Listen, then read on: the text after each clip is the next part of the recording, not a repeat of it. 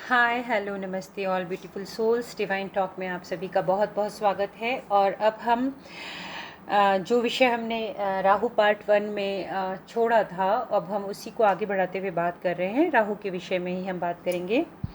हमने वहाँ पहले एपिसोड में देखा था कि राहु क्या है, हम कितना समझ सकते हैं, इसकी प्रकृति क्या होती है, ये किस प्रकार से क्या काम कर सकता है और इसके अधीन कौन कौन से क्षेत्र आते हैं। अब हम बात करेंगे कि अगर क्या स्थितियां होती हैं जब राहु अपना अशुभ फल देता है।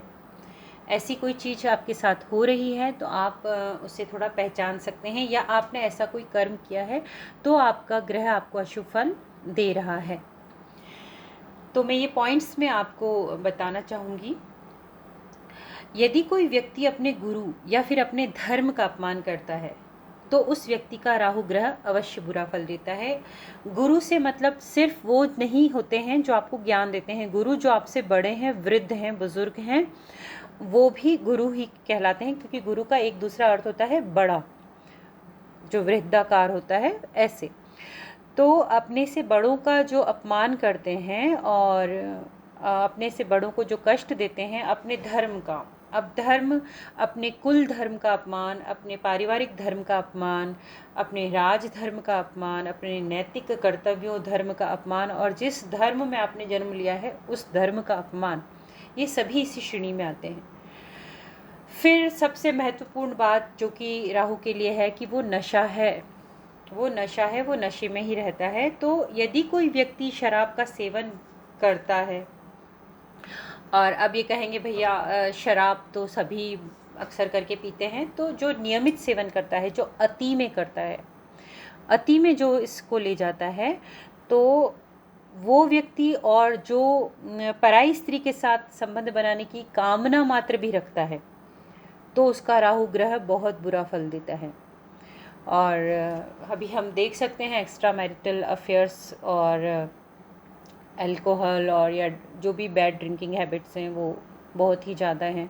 तो ऐसे लोग तो चलते फिरते ही राहु होते हैं, क्योंकि उनका राहु एक्टिव रहता है। वो अधिकतर तो भ्रम में रहते हैं और वो भ्रम पैदा भी करते हैं, वो छल भी करते हैं, वो षड्यंत्र भी करते हैं। और आप देखते हैं कि जो इस प्रकार के लोग होते हैं वो विच्छेद की स्थिति, अब सबसे पहले अपने पारिवारिक संबंधियों से उनका विच्छेद, अपने जीवन साथी के साथ विच्छेद, ये सब भी परिस्थितियाँ उनके साथ बार बार उत्पन्न होती रहती हैं। और अगर महादशा आदि लग जाएं तब तो कई बार ये प्रचंड हो जाती हैं। और अगर कोई व्यक्ति ब्याज के पैसों का प्रयोग घर में करता है, ब्याज से कमाता है, मतलब किसी की बदुआ ले लेता है और अधिक ब्याज कमाता है। अब ऐसा नहीं कि इंटरेस्ट लेना, किसी का बिजनेस ही है तो वो बिज़नेस छोड़ के भैया राहु खराब हो जाएगा और बैठ जाए, नहीं, उसका प्रयोग अपने घर में करता है और वो ब्याज में भी गलत तरीके से कमाया हुआ धन होता है, तो वो इस श्रेणी में आता है।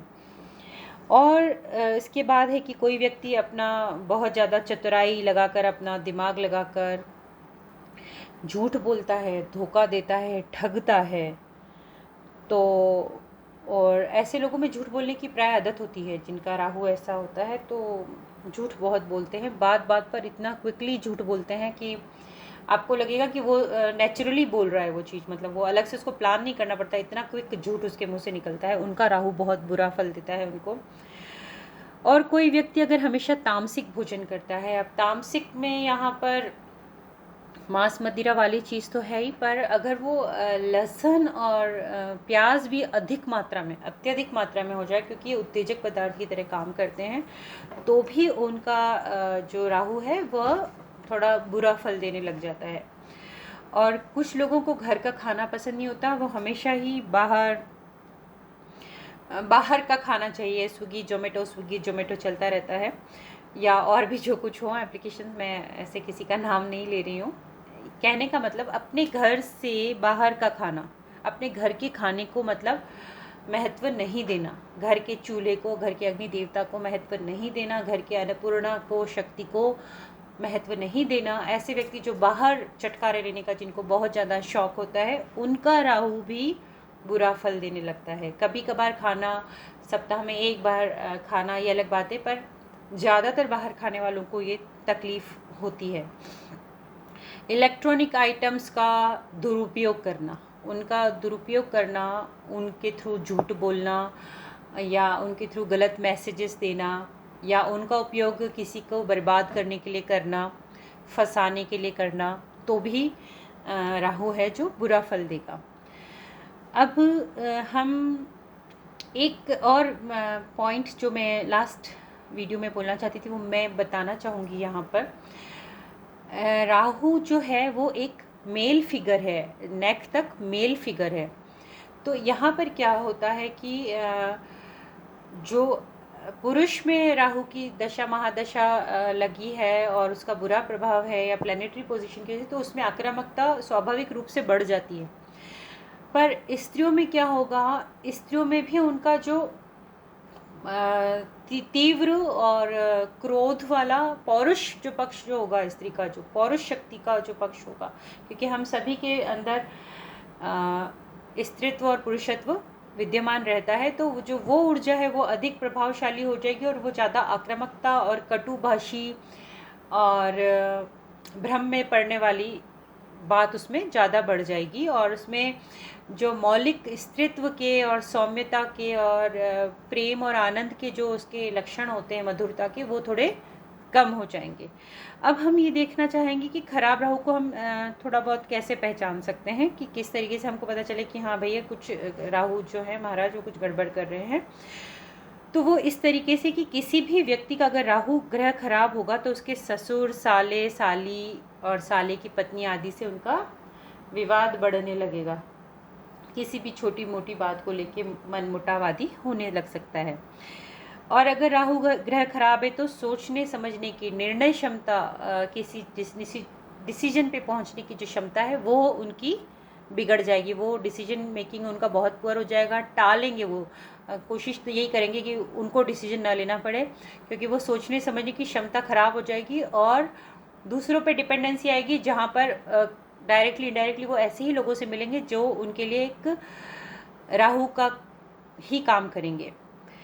फिर है कि अगर राहु ग्रह खराब है तो शत्रु भी बढ़ जाएंगे, क्योंकि देखिए विच्छेद करना, काटना, ये काम शत्रु ज़्यादा करते हैं। ये शत्रुता आपके कार्य क्षेत्र में, आपके पारिवारिक क्षेत्र में, आपके अत्यंत निजी संबंधों में भी हो सकती है। ये शत्रुवत व्यवहार करेंगे, शत्रु बढ़ जाएंगे और आपके जो सुख के और आपके जो सहयोग के और आपके लिए जो अच्छे की कामना करने वाले लोग हैं उनसे ये आपको दूर कर देंगे, क्योंकि राहु का काम है पर्दा रखना, छल रखना, भ्रम में रखना। तो आप कौन सही है आपके लिए और कौन गलत है ये आप पहचान नहीं पाएंगे। जो आपका डायरेक्टली और इनडायरेक्टली नुकसान कर रहे हैं आप उन्हें तो अपना वेल विशर समझेंगे, और जो आपके वेल विशर है, जो आपको सच सच सामने बोल रहे हैं, आपकी आंखों पे से पर्दा हटाने की कोशिश कर रहे हैं, आप उनसे दूर होंगे, क्योंकि ये विच्छेद कराएगा आपका। और अभी देखेंगे कि अगर व्यक्ति का राहु खराब है तो उसके साथ किसी भी प्रकार की दुर्घटना, एक्सीडेंट की स्थिति बहुत बढ़ जाती है। पुलिस केस, पत्नी के साथ लड़ाई झगड़े, मन मुटाव बहुत ज़्यादा बढ़ जाते हैं, जिनका राहु खराब फल दे रहा है, खराब पोजीशन में बैठा है, या दशा महादशा, अंतर्दशा, प्रत्यंतरदशा जो कुछ भी हो रहा है। अगर राहु खराब है तो छोटी छोटी बातों पे, मतलब जिन्हें आप अवॉइड कर सकते हो वैसी बातों पे भी बहुत तेज गुस्सा आ जाएगा। तेज का गुस्सा आएगा, बोलने का पता नहीं चलेगा क्या बोल रहे हैं क्या नहीं है, और आसपास के लोगों से और परिस्थितियों से, सिर्फ लोगों से नहीं परिस्थितियों से भी वो तालमेल नहीं बिठा सकता ऐसा व्यक्ति जिसका राहु अगर ख़राब हो रखा है। और तो ये आपको दिखेगा कि वो सेटल नहीं हो पा रहा है, वो अपने जॉब में सेटल नहीं है, ऑफिस में सेटल नहीं है, कोलीग्स के साथ सेटल नहीं है, फैमिली में सेटल नहीं है, रिलेशनशिप में सेटल नहीं है, लाइफ पार्टनर के साथ भी वो सेटल नहीं है, बच्चों के साथ भी नहीं है।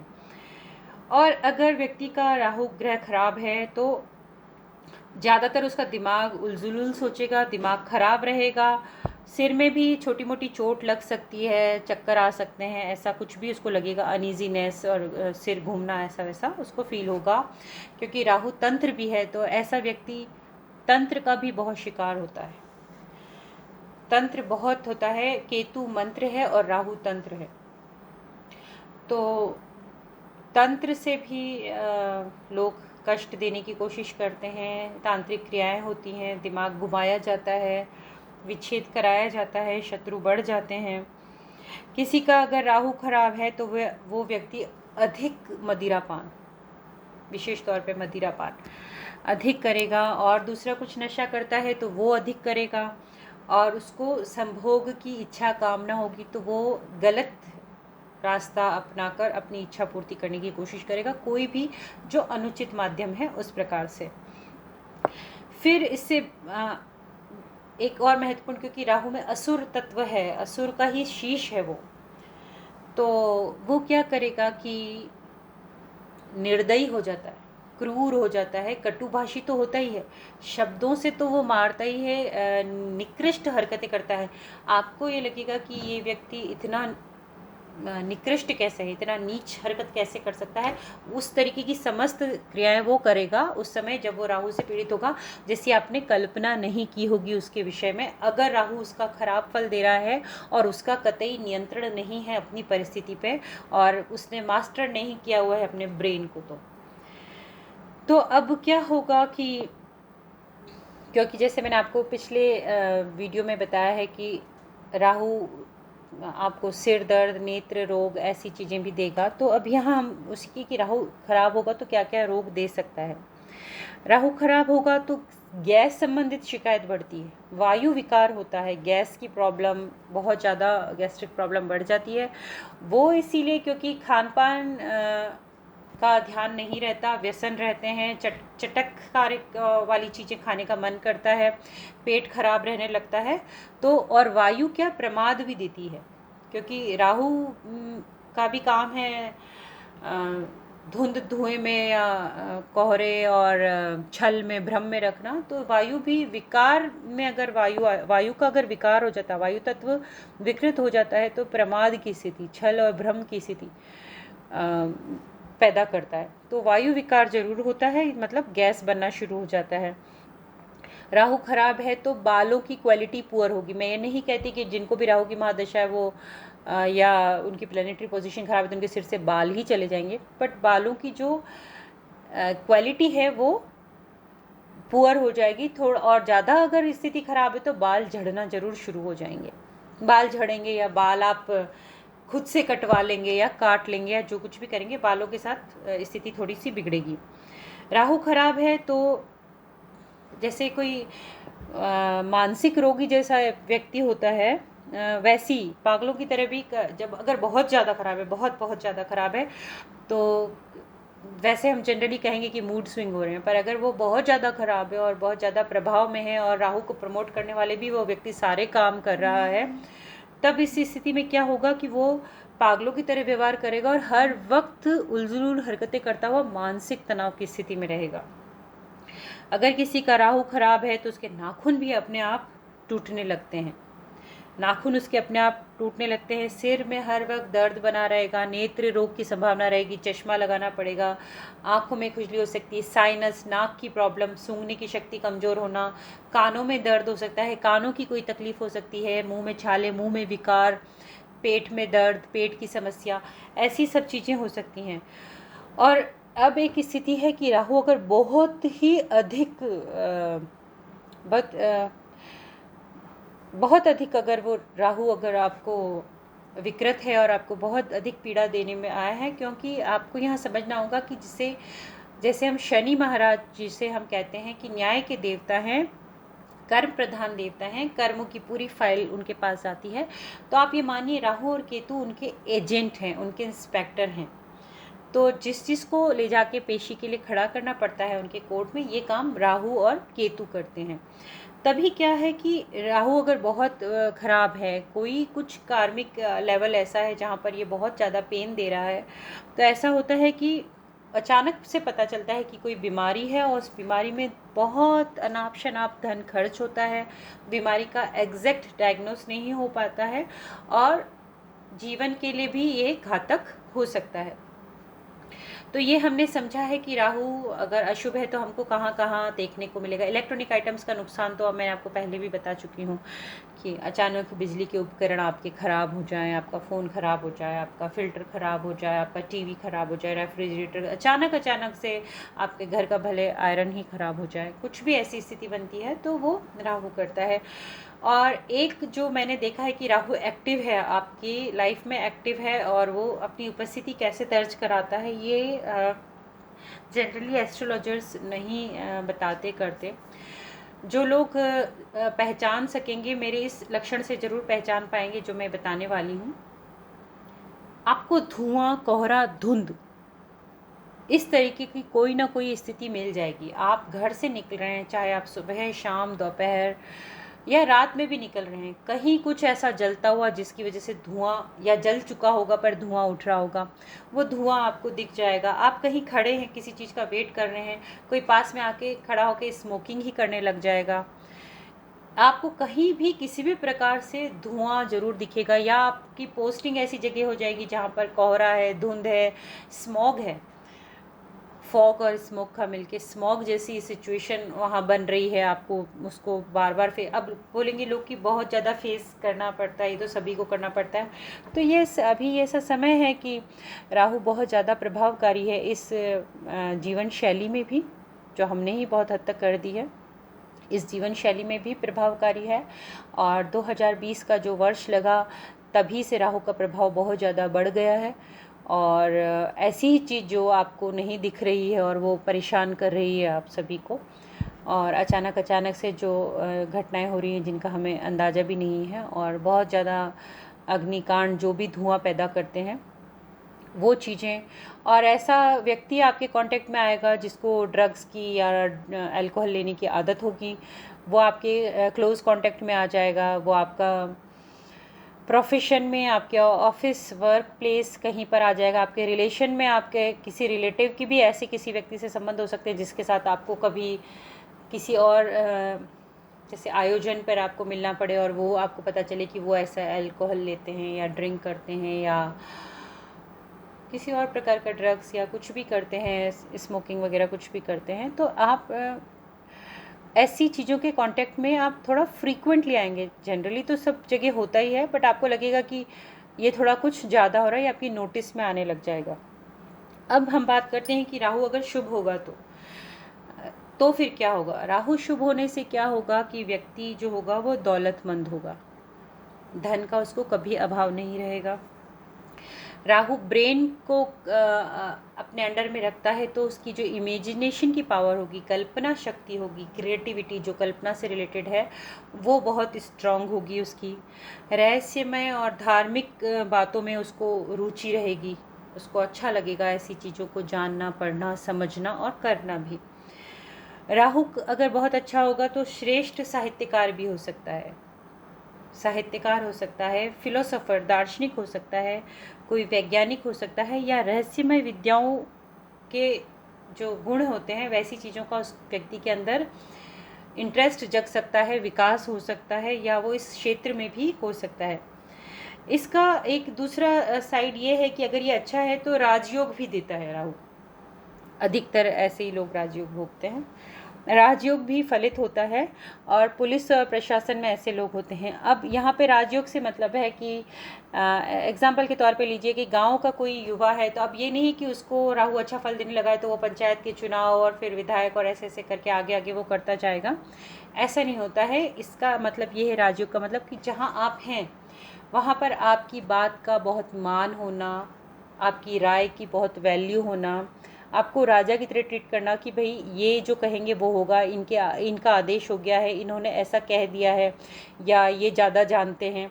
आपको ये भी राजयोग होता है। राजयोग से मतलब ये नहीं है कि जिनके भी राहु अच्छा फल दे रहा है वो सबके सब राजनेता बन जाएंगे, या सबके सब पुलिस में चले जाएंगे, या सबके सब एडमिनिस्ट्रेशन में चले जाएंगे। राजयोग का मतलब होता है कि उस फील्ड में रहना, आपका उस फील्ड में रहना कि आपको तवज्जो दी जा रही है, आपको मान सम्मान दिया जा रहा है, आपको उस तरीके का ट्रीटमेंट दिया जा रहा है।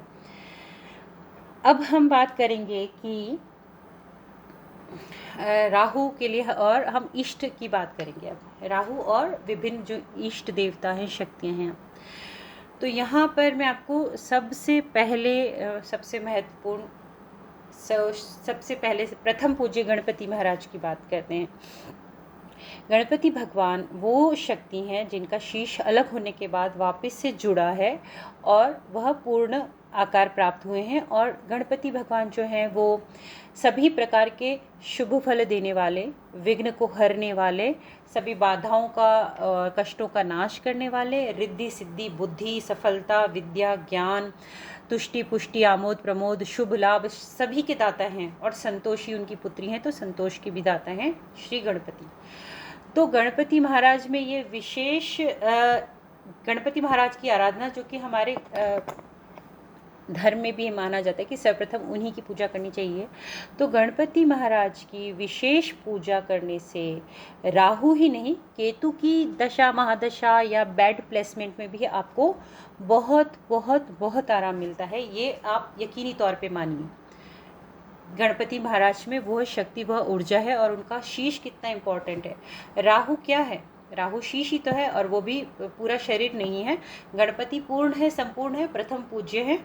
तो गणपति आराधना राहु, और मैं फिर से दोहराऊंगी, केतु की महादशा में भी बहुत ही महत्वपूर्ण जो है फल देने वाले हैं, आपको सहायता देने वाले हैं, आपके संताप को, कष्ट को कम करने वाले हैं। फिर हम दूसरी ओर बढ़ते हैं। दूसरे हम शीश की तरफ जाते हैं। जैसे राहु भी शीश है, तो हम दूसरे शीश की तरफ जाते हैं, जो दिव्य और महान प्रतापी शीश हैं। शीश के बलिदानी खाटू श्याम बाबा। खाटू श्याम बाबा राहु की किसी भी प्रकार की कष्टकारी अवस्था में खाटू श्याम बाबा आपको बहुत बहुत बहुत राहत देने वाले हैं। और वो इसलिए है कि जैसे राहु शीश है, तो वो भी शीश है, पर एक असुर का शीश है और एक देव का शीश है, और उनके साथ श्याम नाम जुड़ गया है। खाटू श्याम बाबा की महिमा अपार है, और खाटू श्याम बाबा राहु की महादशा में आपको बहुत रिलीफ देने वाले हैं। तो खाटू श्याम बाबा की आराधना, उनको नमस्कार, उनका ध्यान, पूजा पाठ, उनके दर्शन बहुत ही इसमें आपको सहायता देने वाले हैं। अब हम बात करते हैं नेक्स्ट, जो लोग शक्ति पूजक हैं, जो शक्ति की पूजा करते हैं माँ दुर्गा की। तो माँ दुर्गा अधिष्ठात्री देवी हैं राहु की। राहु के साथ ही दूसरे अन्य ग्रहों की दशा महादशा का, जिसका भी कुप्रभाव है, उन सभी का शमन करने की क्षमता है माता दुर्गा में। माता दुर्गा का जो दुर्गा सप्तशती, जो मार्कंडेय पुराण में श्री मार्कंडेय ने लिखा है, जिन्होंने महामृत्युंजय की रचना की थी। मार्कंडेय ऋषि के पुत्र थे मार्कंडेय जी, अल्पायु थे, तो महामृत्युंजय की रचना की थी। तो उस मार्कंडेय पुराण में दुर्गा सप्तशती लिखी गई है। दुर्गा सप्तशती के पाठ करने से, दुर्गा मैया की आराधना करने से भी आप मात्र राहु नहीं, और भी सभी ग्रहों के जो दुष्प्रभाव है उनका शमन करने की क्षमता आपको मिलती है। शक्ति तो नाम में ही आप समझिए कि वो आपको समस्त दुखों को मिटाने की, समस्त असफलताओं को मिटाने की शक्ति प्रदान करती हैं, सारे सुख वैभव प्राप्त करने की और जीवन को संबल पूर्वक जीने की शक्ति प्रदान करती हैं। अब वैष्णव पथ की तरफ चलते हैं। तो आपने कृष्ण भगवान को देखा होगा। राहु को हम सर्प से डिनोट करते हैं। राहु को हम ड्रैगन हेड, सर्प, शीश, और जो फन के निचला हिस्सा होता है उसे हम केतु बोलते हैं। तो आपने देखा है कि श्री कृष्ण जो हैं वो कालिया दमन करते हैं। सिर पर मुकुट के साथ वो मोर का पंख लगा हुआ है, और वो लगभग नृत्य की मुद्रा में होते हैं। कालिया दमन, कालिया का जो फन है, कालिया नाग का जो फन है, विषैले फन को ऊपर वो नृत्य करते हैं उसका दमन करके। तो कृष्ण पूजा ही निश्चित रूप से राहु का जो दुष्प्रभाव है उसको शमन करने की क्षमता रखती है। कृष्ण भगवान की किसी भी रूप में आराधना। अब हम बात करते हैं नेक्स्ट, शिव आराधना, जो देवों के देव महादेव हैं, शिव भगवान। आप ये देखिए कि जब अमृतपान हो रहा था और राहु छल करके राहु का जो गर्दन काटा गया और राहु केतु कहलाए, 2 बूंद अमृत की पीने के बावजूद भी वह अपने पूरा अमृत वाले, देवत्व वाले गुण प्राप्त नहीं कर सके। और महादेव वो हैं जिन्होंने हलाहल धारण कर लिया है, उसके बाद भी वो कल्याण रूप हैं। शिव का नाम ही कल्याण है, शिव रूप ही कल्याण है, शिव साक्षात मोक्ष हैं। तो शिव की आराधना करने से भी समस्त जो भी आपके कष्टकारी ग्रह हैं, दशाएं महादशाएं हैं, उनका शमन होता है। इसमें कोई संदेह रखने की आवश्यकता नहीं है। तो यहाँ हमने अलग अलग पंथ का देखा है। अब हम वस्तुओं पे जाते हैं। वस्तुओं पे जाएंगे तो मैं आपको बताना चाहूँगी सबसे पहले मस्तक पर आप चंदन का टीका लगाते हैं, और उसमें भी अगर सफ़ेद चंदन हो सके तो अच्छा है। चंदन का जितना उपयोग कर सकें उतना अच्छा है। चंदन का इत्र नहाने के पानी में डालें तो अच्छा है। चंदन का टीका मस्तक पर क्यों अच्छा है? चंदन के साथ आपने सुना होगा, चंदन विश्वव्यापी नहीं लिपटत रहत भुजंग। तो चंदन की विशेषता ये है कि उसकी खुशबू से आकर्षित होकर समस्त जो बड़े बड़े भुजंग नाग हैं वो उसके चारों ओर लिपटे रहते हैं, चंदन के पेड़ के पास आ जाते हैं, जैसे हमने सुना है। और पर वो विष व्यापता नहीं है, मतलब उस विष को वो ग्रहण नहीं करता, अपितु अपनी खुशबू से, अपनी शीतलता से वो अलग ही एक अपना व्यक्तित्व दर्शाता है पूरे जंगल में, वन में। तो चंदन की ये विशेषता है कि वो आपके मस्तिष्क को शीतल रखता है। जिसका मन मस्तिष्क शीतल है उसकी निर्णय क्षमता भी सही रहेगी, उसकी आक्रामकता भी कम होगी। तो चंदन का उपयोग इसमें बहुत महत्वपूर्ण है, चंदन की खुशबू इसमें बहुत महत्वपूर्ण है। दूसरा और सबसे महत्वपूर्ण है मोर पंख, क्योंकि मोर और मोर के पंख के अंदर जो वो नीली आँख बनी होती है वो बहुत ही ज़्यादा कारगर मानी जाती है राहु केतु दोनों की शांति के लिए, क्योंकि राहु केतु को संपूर्ण रूप में एक सर्प माना जाता है, और सर्प का शत्रु होता है मोर, या सर्प का जो शिकार करने की क्षमता होती है, दमन करने की क्षमता होती है, वो मोर में होती है। तो अब मोर पंख का उपयोग कैसे कर सकते हैं? मोर पंख आप ऐसी चीज़, कूलर, पंखा, एसी, ऐसी जगह जहाँ से वो की हवा आकर टकराए, ऐसी जगह आप उसको टेप से स्टिक कर सकते हैं। आप तकिए के सिराने, जो तकिया होता है उसके अंदर अपना, अगर आपका सेपरेट तकिया नहीं तो जहाँ आप सोते हैं उसमें गद्दे के नीचे आप रख सकते हैं। आप अपनी जेब में रख सकते हैं, आप अपनी गाड़ी में रख सकते हैं, आप अपने वर्किंग टेबल पे रख सकते हैं, उसकी प्रेजेंस रहनी चाहिए। और नहाने से पहले आप जैसे चंदन का इत्र डाल रहे हैं उसी समय आप बाल्टी में 2-4 बार मोर के पंखों को डिप करके बाहर निकाल के रख दीजिए और उस जल से स्नान कीजिए। ये भी बहुत महत्वपूर्ण हो जाता है इस राहु के शमन में। अब यहाँ पर है कि मोर पंख आपको ऐसे जगह से नहीं लेना है जहाँ पर मारे गए या शिकार किए हुए मोर पंख आपको मिलते हों सजावटी तौर पे, और जनरली आजकल वैसे ही मिलते हैं। और हर किसी इंसान के पास खेत खलिहान बगीचे है नहीं कि मोर आएंगे और पंख गिरा कर चले जाएंगे और मिल जाए। तो इसका दूसरा उपाय ये है कि आप जैसे मंदिर के जो प्रांगण होते हैं और बाहर उसके वहाँ जो दुकानें लगी होती हैं, तो मंदिर की ऊर्जा, जो जो अत्यंत प्राचीन प्रभावशाली मंदिर हैं उनकी ऊर्जा का जो क्षेत्र होता है वो बहुत ही ज़्यादा महत्वपूर्ण होता है। वो ऊर्जा से उस तरंगों से, ऊर्जा की उस पवित्र तरंगों से वो ओतप्रोत रहते हैं, उससे भरे रहते हैं। तो मंदिर के क्लोज जितनी शॉप होगी उस शॉप से अगर आपको मोर पंख मिलता है तो अगर वो किसी और भी प्रकार से आया हुआ है तो वो नेगेटिविटी क्लियर हो जाती है और वो शुद्ध हो जाता है, क्योंकि सिर्फ नाम मात्र लेने से भी हमारा मन शुद्ध होता है। तो उस मंदिर की हवा में, उस प्रांगण में, उस क्षेत्र में रहने से और उस ऊर्जा में रहने से जहाँ पर भक्त जयकारे लगाते रहते हैं तो समस्त वस्तुएं, शुभ वस्तुओं में वो तरंगे व्याप्त हो जाती हैं। तो आप ऐसी जगह जैसे खाटू श्याम बाबा के मंदिर से, मथुरा वृंदावन के मंदिरों से, या और भी जो दिव्य मंदिर हैं, बड़े बड़े विशाल पुराने मंदिर हैं जहाँ की पूजा अर्चना स्थापित मंदिर हैं, प्राण प्रतिष्ठा को कई वर्ष हो चुके हैं, प्राचीन मंदिरों के क्षेत्र में मिलने वाले आप मोर पंख ला सकते हैं और उनको आप इस्तेमाल कर सकते हैं। क्योंकि दुर्घटना की संभावना भी रहती है, इसलिए आप अपनी गाड़ी में भी इन्हें रखिए, आप अपने पर्स में रखिए, आप अपनी जेब में रखिए, आप अपने टेबल पे रखिए, सिरहाने रखिए, पंखे, कूलर, एसी में यहाँ ऐसे लगा के रखिए, नहाने के पानी में इस्तेमाल कीजिए। मोर पंख का मैंने आपको ऐसे उपयोग बता दिया है। और मोर पंख का लॉकेट टाइप आप गले में भी डाल सकते हैं, आजकल तो फैशन में भी आ रखा है, गर्ल्स तो यूज़ कर ही सकती हैं इसे। अब इसमें नेक्स्ट चीज़ आती है सिल्वर की, चांदी की चेन बहुत महत्वपूर्ण है। चांदी भी शीतलता प्रदान करने वाली है और चंद्रमा के कारक के रूप में भी मानी जाती है। तो चांदी की चेन धारण करने से, गले में धारण करने से, अब यहाँ पर पाइजे बिछे की और कमर की बात नहीं हो रही, गले में, क्योंकि गले तक का हिस्सा राहु के क्षेत्र में आता है, कबंध से ऊपर का हिस्सा। तो चांदी की चेन गले पर स्पर्श होती है, और क्योंकि सब लोग उसका चांदी का टीका नहीं पहन सकते, तभी इस स्थिति में क्या होगा कि आप चांदी की चेन गले में पहनिए, और अगर उसमें लॉकेट या ताबीज़ इस तरीके से पहन सकते हैं, ऐसे ही मोर पंख लाके, अगर पूरी जगह नहीं है, बहुत जगह नहीं है, तो उसको उसका नीला आँख का हिस्सा काट कर अगर आप उसमें डाल सकते हैं ताबीज़ में, तो ये आपके लिए अत्यंत लाभकारी होगा। तो चांदी की चेन गले में पहनना बहुत बहुत इसमें लाभ देने वाला है। शिव साहित्य का अध्ययन, दुर्गा सप्तशती का अध्ययन, ऐसी चीज़ें आप पढ़िए। हाथी को हरे पत्ते खिलाइए, नारियल गोले या गुड़ खिलाइए हाथी को, क्योंकि जो हाथी है वो राहु का प्रतीक है।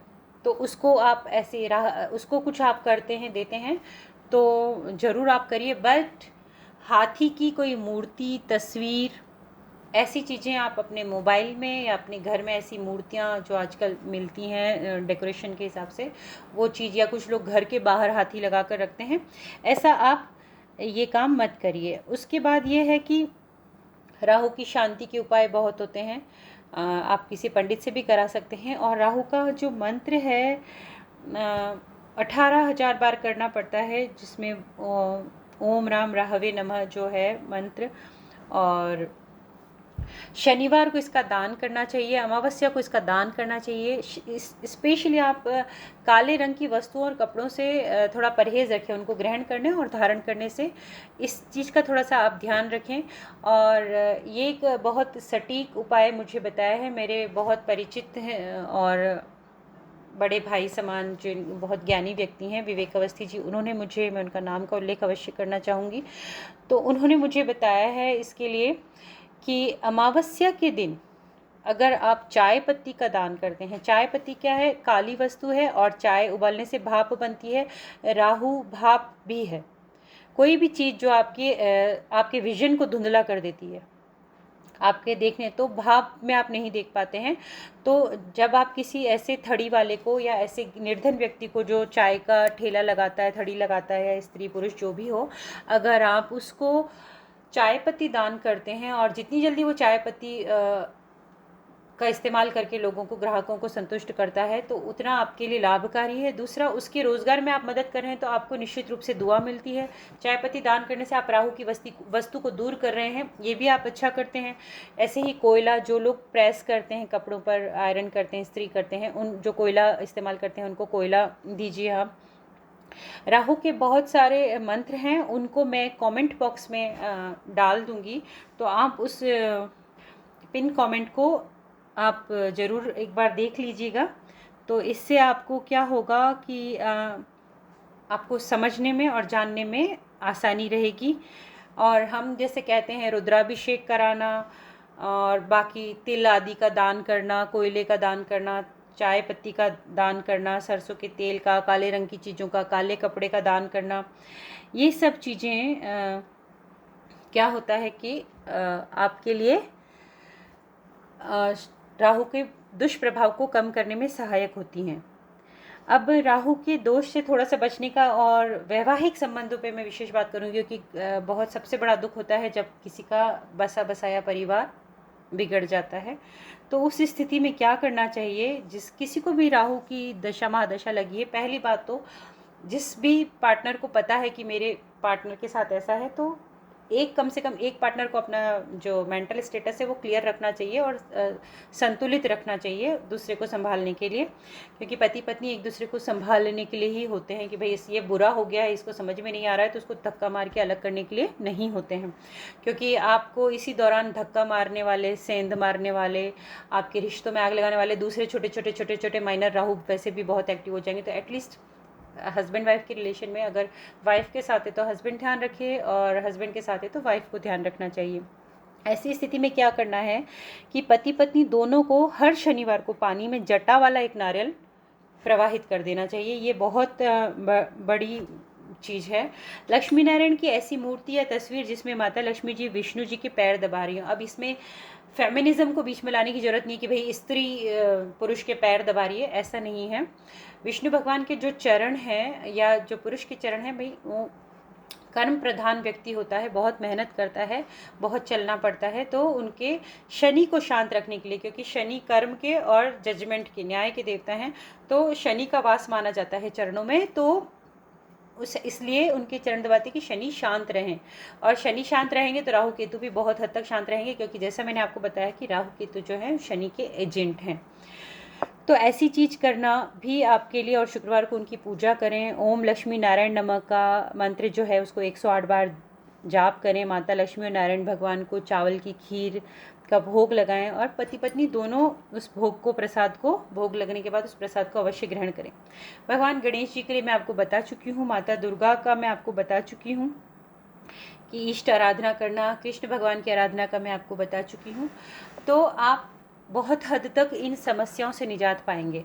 अब मैं आखिर में जो बात कहना चाहती हूँ वो ये है कि जिन्हें नहीं पता है कि वो राहु से पीड़ित हैं, जिन्हें नहीं विश्वास है ज्योतिष में, जो नहीं जाना चाहते पंडितों के पास, नहीं दिखाना चाहते कुंडली, उनकी बात अलग है। वो शायद लक्षणों से थोड़ा पहचान पाएंगे कि हमारे साथ क्या समस्या चल रही है।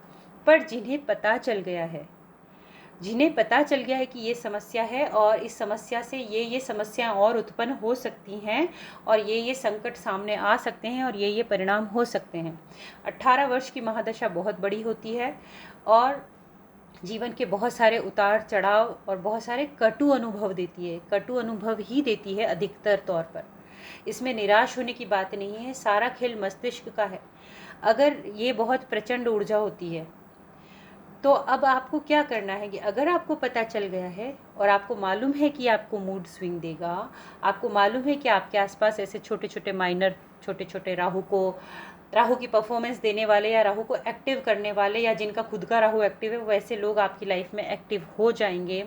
आपको मालूम है कि आपको पोस्टिंग्स और ऐसी जगह पे आपको पोस्टिंग मिल सकती है, या ऐसी जगह आपको अपनों से बिछड़ के जाना पड़ सकता है, पति पत्नी में मनमुटाव दुराव की स्थिति आ सकती है। जब आपको ये सब चीज़ें समझ में आ गई हैं, जिन्हें समझ में आ गई हैं, कम से कम वो अपने दिमाग में एक बात धारण कर लें कि ये मुझे नहीं होने देना है।